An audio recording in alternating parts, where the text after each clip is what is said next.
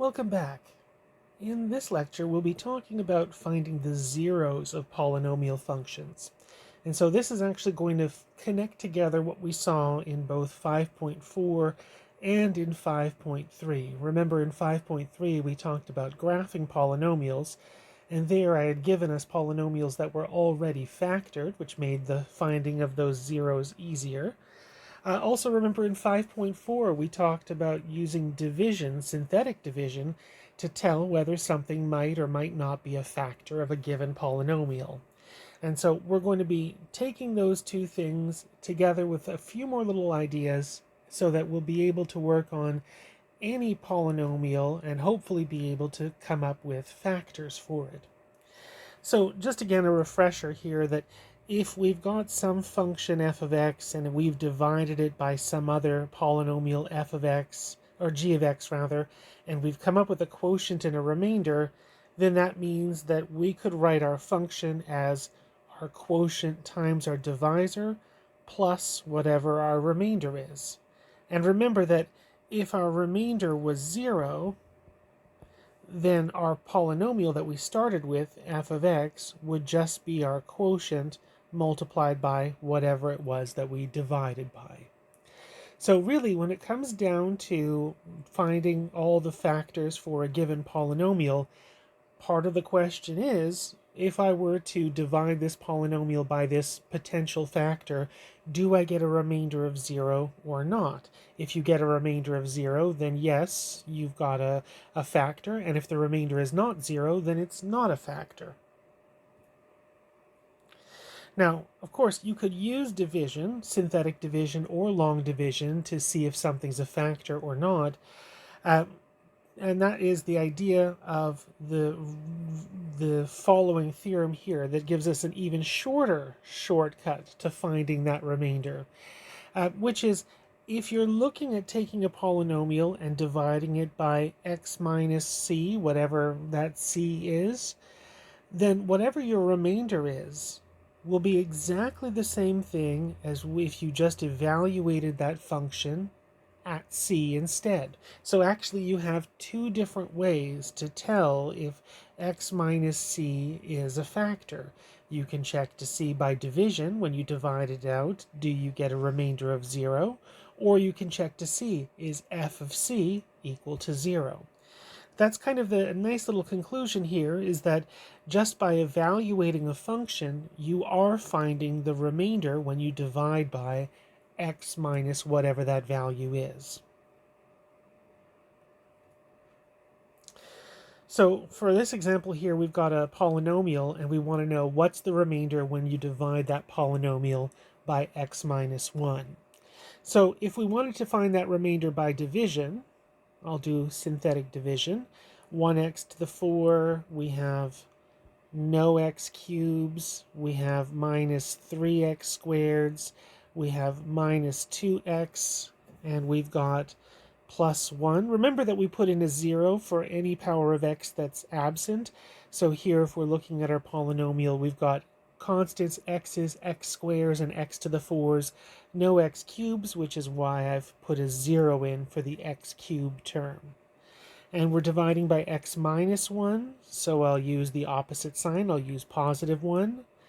And we begin, as always, by first bringing down and then just multiplying and adding. Multiplying 1 times 1 gets us 1. We add 0 plus 1 gives us 1. And just repeat the process. 1 times 1 gives us 1. Negative 3 plus 1 is negative 2.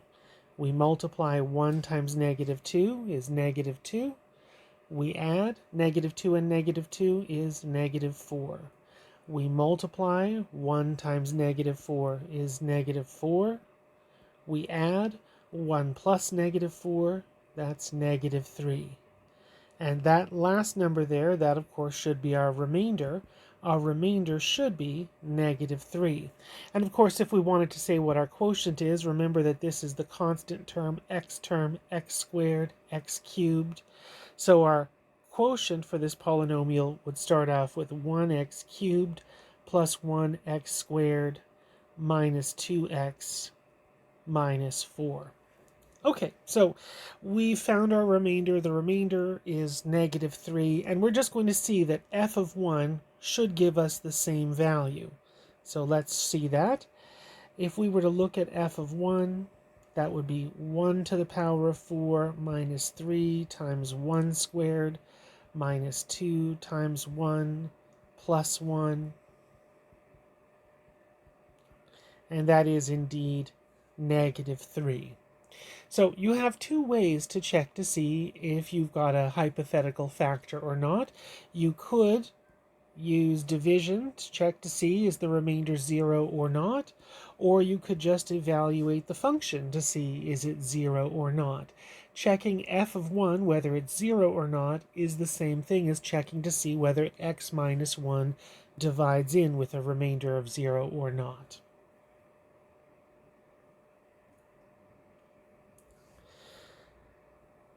All right, so this is just going to connect the couple of ideas now together in this new theorem called the factor theorem. So this is, again, something that we said at the very beginning of 5.3 when I was talking about graphs of polynomial functions, where I said that having a zero of a polynomial is the same thing as talking about something being a factor of that polynomial. That x equals to c, that would be a real zero if and only if x minus c happens to be a factor.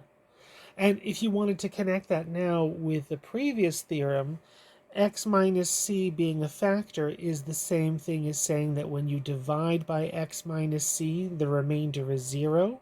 But of course, that's the same thing as saying that your function at c is 0, and that's courtesy of the remainder theorem.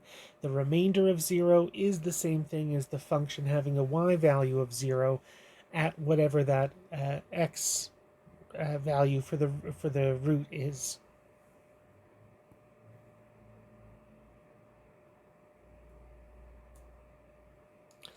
So for these questions, we've got a bunch of hypothetical things to check to see who is or who is not a factor of this given function. And so for all of these, you could check in one of two ways. You could check to find out what is, for example, in part A, what is f of 3? Is that equal to 0 or not? For part B, is f of -2 equal to 0 or not? For part C, is f of 1 equal to 0 or not? That would be one way to tell whether something is a factor or not. That might be a quick way to do it. Another way, of course, to check would be to do division, and it's up to you which you prefer.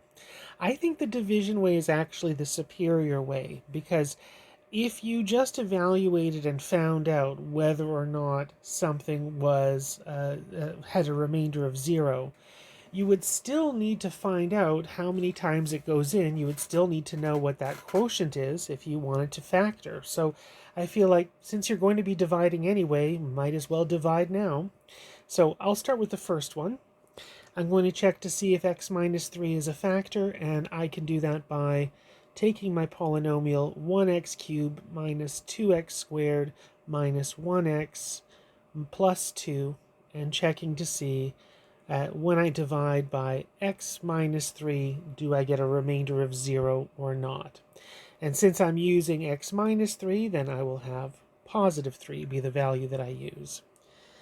And then we just have to do synthetic division, as we always do, bringing down the first coefficient of 1, and then multiplying and adding, and multiplying and adding, and multiplying and adding. And you should be able to confirm, of course, here that the remainder I found was 8. You should be able to confirm that f of 3 should also be 8, that whether you're looking at dividing by x minus 3 and seeing the remainder, or evaluating your function at 3, either way, you get a value that's not 0. So you can say that the remainder is not 0, which means that x minus 3 is not a factor. And it'll do the same thing for the next one.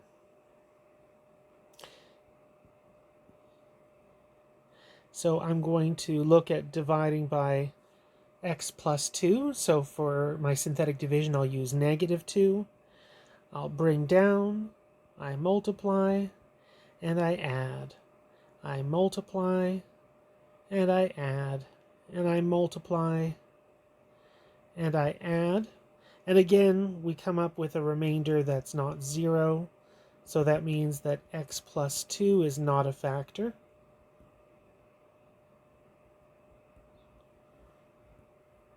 And now the last one to look at here, so far we haven't found any factors. Let's try one more. Let's try x minus 1. Is that a factor? So again, since it's x minus 1, I'll use +1. Bring down, multiply, and add. Multiply, and add. Multiply, and add. There we go. So the remainder is 0, which means that x minus 1 is a factor. And specifically, that means that you can now say that f of x factors as x minus 1 times this quotient. This quotient has constant term of -2. Coefficient for the x is -1. Coefficient for the x squared is +1. So if we were to say what's left over, that would be x squared minus x minus 2. And then we could continue on factoring if we felt like it.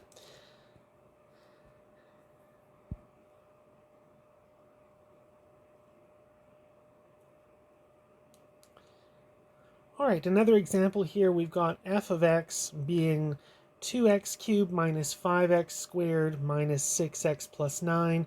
And I want to use this fact. I happen to know that f of 3 is 0 in order to help me factor this polynomial completely.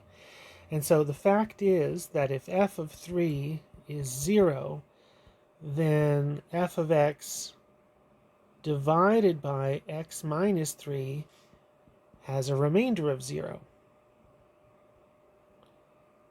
And so that's telling you that x minus 3 is a factor. So when I say that little hint there at the top, use the fact that f of 3 is 0, what it's really telling you then, if f of 3 is 0, then x minus 3 must be a factor of this polynomial. So let's confirm that. Let's confirm by doing some long division here. Or rather, instead of long division, synthetic division.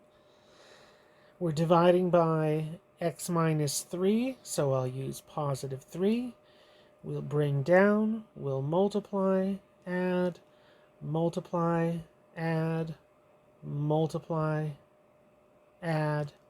Our remainder, yes, as confirmed, it is 0. We were expecting that because we knew that f of 3 was 0, so our remainder should be 0. And that means then that f of x can be written as x minus 3 times that quotient. And that quotient is 2x squared plus x minus 3. And so now the only thing that's left for us to do is to factor that little polynomial that remains, that 2x squared plus x minus 3. So just on the side, I'm going to factor out that 2x squared plus x minus 3. We're looking for numbers that multiply together to give us 2 times -3, things that multiply to -6, and which add up to +1. And things that multiply to -6 and add up to +1 are +3 and -2. So I'll split this into plus 3x minus 2x. And I'll just factor out from the first term. I can factor out an x, leaving me with 2x plus 3. And from the last term, I can factor out a -1, leaving me with a 2x plus 3. And so I would have 2x plus 3 factored out of both terms, leaving x minus 1. So we had f of x was x minus 3 times that 2x squared plus x minus 3. And that second part of it we know factors out as 2x plus 3 times x minus 1. And so now if we wanted to, we could graph this function. I'm not going to graph this particular one, but if I wanted to, I could, because now I can easily find those x-intercepts, discuss the behavior at them. I already know what the leading term is, so I can talk about the end behavior, and I'd be able to put together all of my clues and come up with a nice graph of f of x.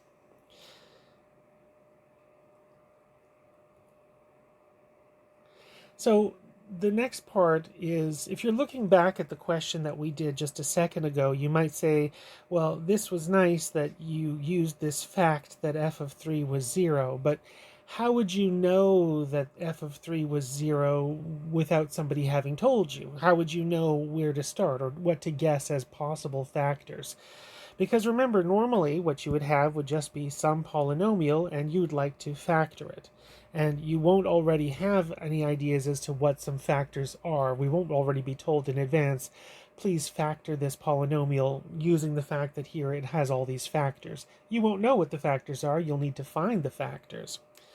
And that's where this theorem comes in handy. The rational zero theorem gives us an idea of what to look for potential possible rational numbers that could be zeros. Remember that when we say rational numbers, we're talking about fractions. So any number that either is a fraction currently or could be written as a fraction, that would be a rational number. And so that's what this rational zero theorem tells us. Here's a list of all the possible numbers that could be zeros that are fractions, and then you can just methodically test them all to see who's a zero of that polynomial or not. Now, the only thing that you need here, well, is two things. Number one, it needs to be a polynomial with integer coefficients. So only whole positive or negative numbers, that's it. So we don't have any coefficients that are decimals or fractions or square roots. So we have at least one restriction on the kind of polynomial that this can apply to. The other thing that we would have to have here is that the leading coefficient and the constant term are not 0. Leading coefficient, of course, can't be 0 because otherwise how would it be the leading coefficient? If its coefficient was 0, it wouldn't be there. The reason that the constant term can't be 0 is, of course, if you had a polynomial where there was no constant term, that means maybe you've got x's, maybe you've got x squareds, x cubes, x to the 4s, and so on, but you wouldn't have any constant at the end. But that would mean that what's left over, everything that's left over, would involve an x, which means you would be able to take out an x as a common factor. That's why you are really only dealing with the case where the constant term is not 0. If the constant term was 0, you could just take out a common factor.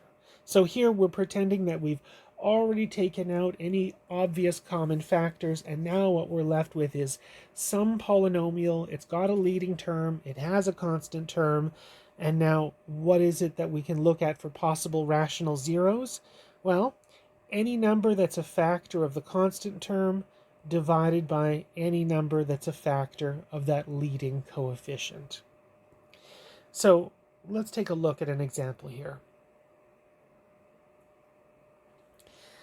Here we've got a polynomial. It's a degree 3 polynomial, and we want to know what are the possible rational zeros for this polynomial.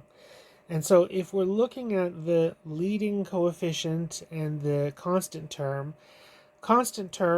is 5. And if we're thinking about factors of 5, positive or negative 1, that goes into 5. Positive or negative 5, that goes into 5. And if we're thinking about the leading coefficient,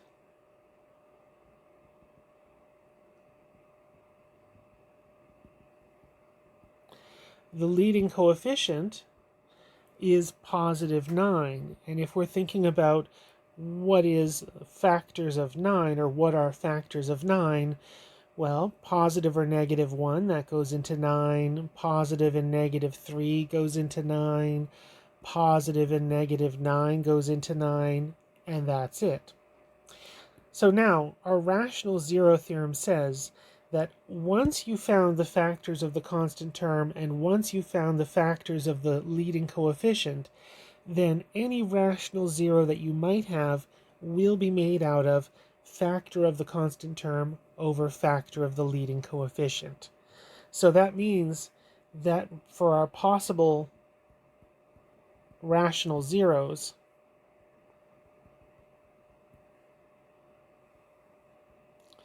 we could have 1 over 1, positive or negative. We could have 1 over 3, both positive and negative. 1 over 9, both positive and negative. And then we could also have 5 over 1, 5 over 3,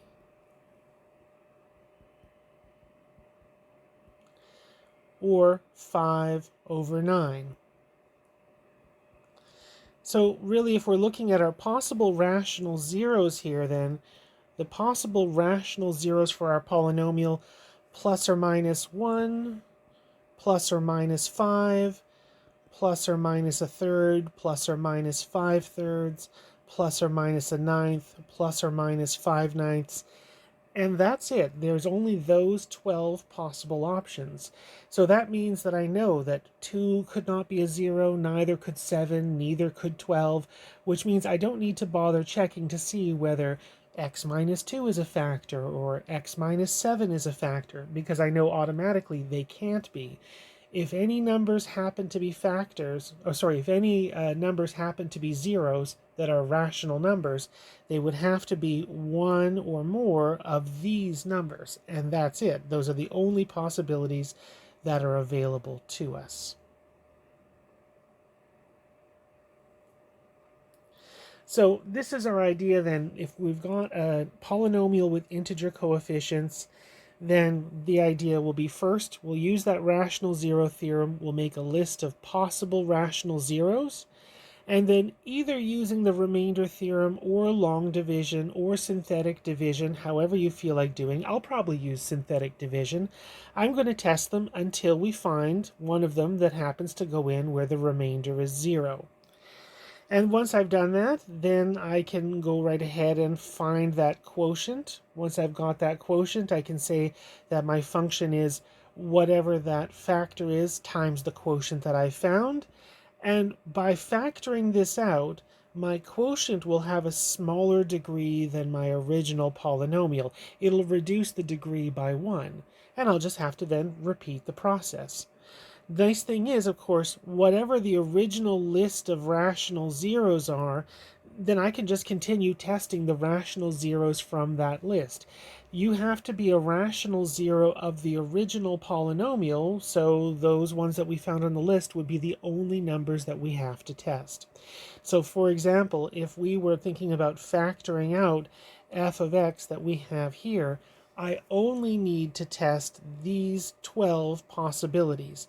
And of course, if you're doing them, work in the easiest way to the hardest, which means don't start with something like 5/9. Start with the easy numbers like 1, -1, 5, and -5, then work on the other ones afterwards.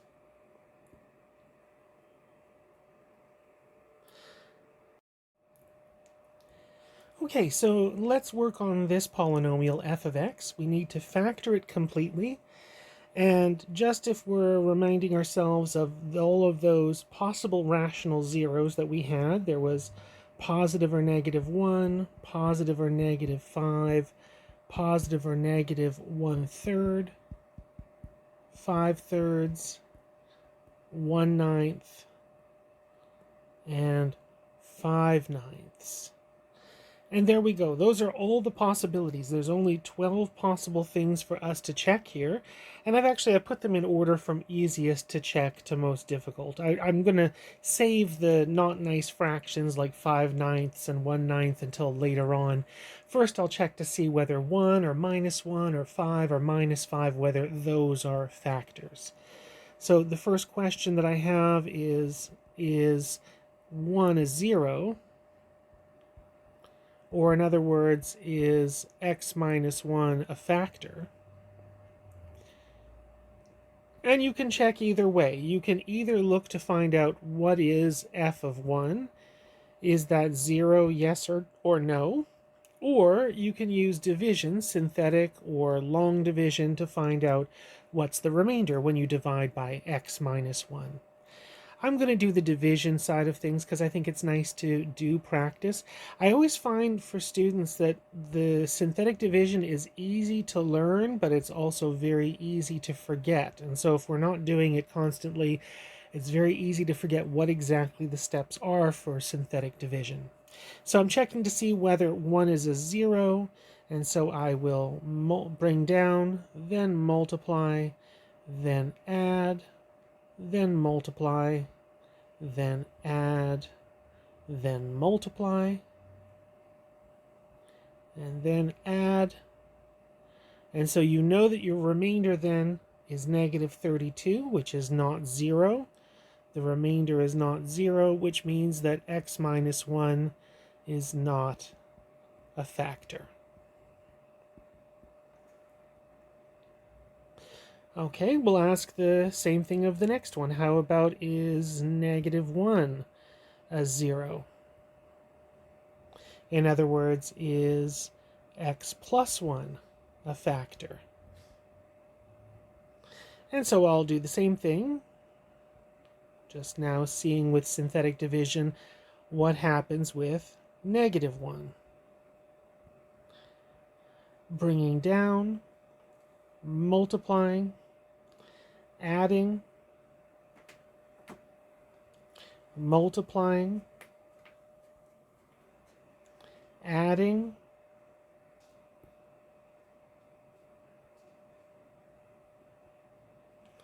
multiplying,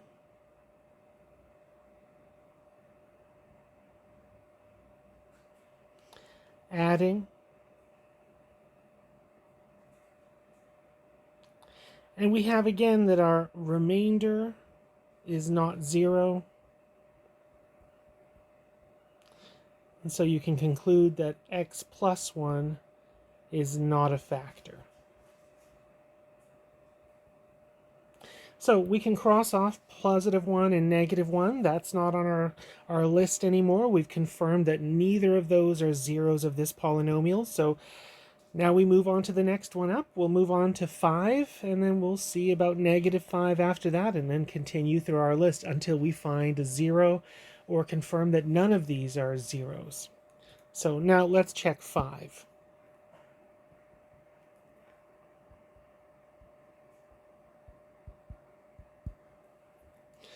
So when we're checking is 5 a 0, that's the same thing as checking is x minus 5 a factor.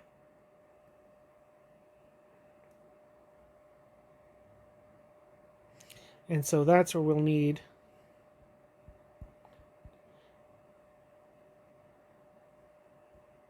just going to go back because I don't remember my coefficients. 9, -45, -1, and 5. Okay, good. I got those backwards.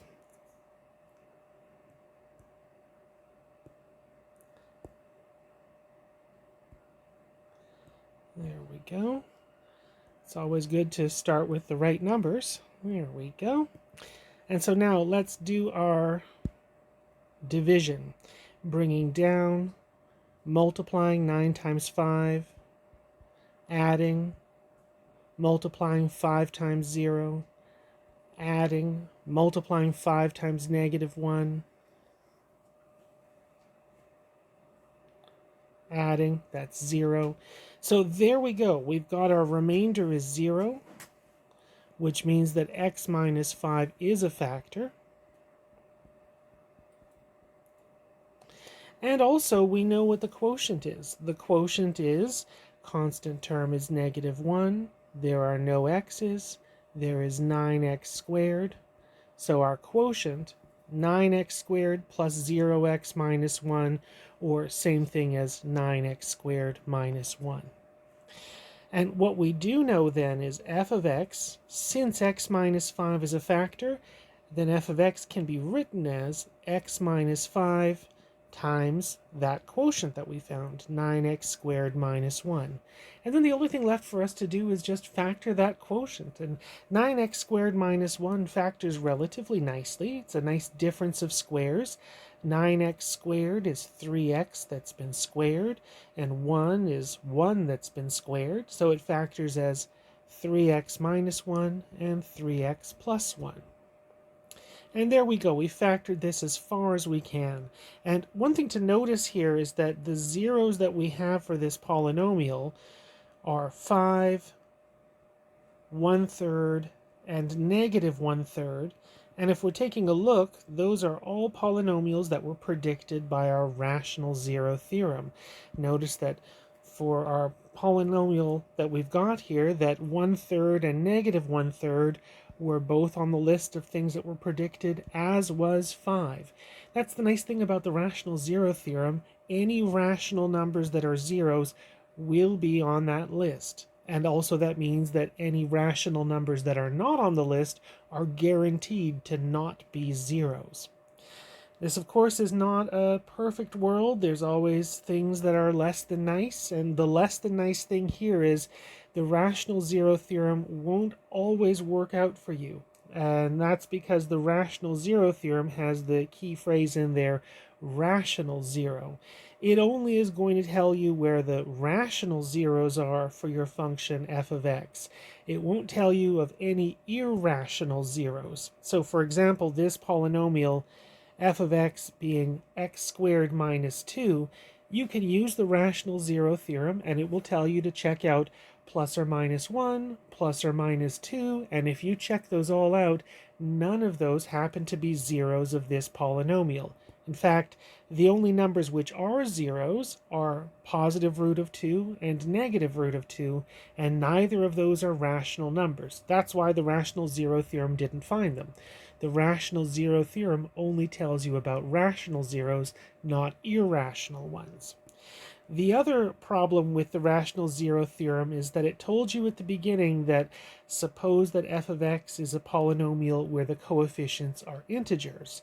So that means that if you have a polynomial where the coefficients that aren't integers, then that theorem, the rational zero theorem, will not apply, which means if you are looking at something like this one, x to the 5 plus 0.7x plus 1, you can't use the rational zero theorem because 0.7 is not an integer.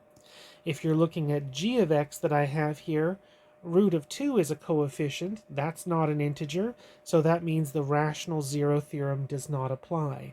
It's not just that the leading coefficient and the constant term have to be integers, all the coefficients have to be integers. So if any one of your coefficients is a decimal or a root of something, then I'm sorry for you, but you won't be able to use the rational zero theorem. Now, there is something that's kind of nice, which is that for any polynomial of degree n, you can make a couple of guarantees. And one guarantee is that if you are a polynomial of degree n, then the maximum number of different factors you can have is n. And there will be, at most, n different real zeros. That's kind of a nice thing to have. We know, for example, if we're looking back at the last example, that this was a degree 3 polynomial, which tells us that even though we have a list of 12 possible rational zeros, at most, since it's a degree 3 polynomial, at most there will be 3 factors, and that's it.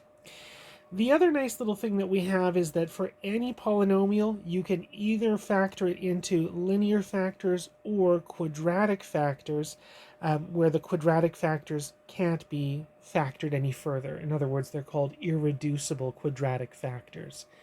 That's telling you then that if you have any factors that have x cubes or x to the 4s in them, those things are guaranteed that they can be factored further. Anything that's higher power than 2 can be factored in some way or another. May not be easy to do, but it is possible that you can do that. Now, when I say irreducible quadratic, like I said, that's any quadratic that doesn't factor further. And that would be things like x squared plus 1 that I've got here, or x squared plus x plus 1. Those are examples of quadratics that don't factor any further. And I know they don't factor any further because for both of them, the discriminant is negative. Remember, for quadratics, they only have real roots. They only have real zeros if the discriminant is not negative. If the discriminant is negative, there are no real roots. So since both of these have negative discriminants, then I know both of those can't factor any further. Okay, so this is where we'll pause on this video, and when we come back in the next one, we'll do some more examples of using the rational zero theorem to factor completely, and then we'll also do some examples where we're going to graph a higher degree polynomial function.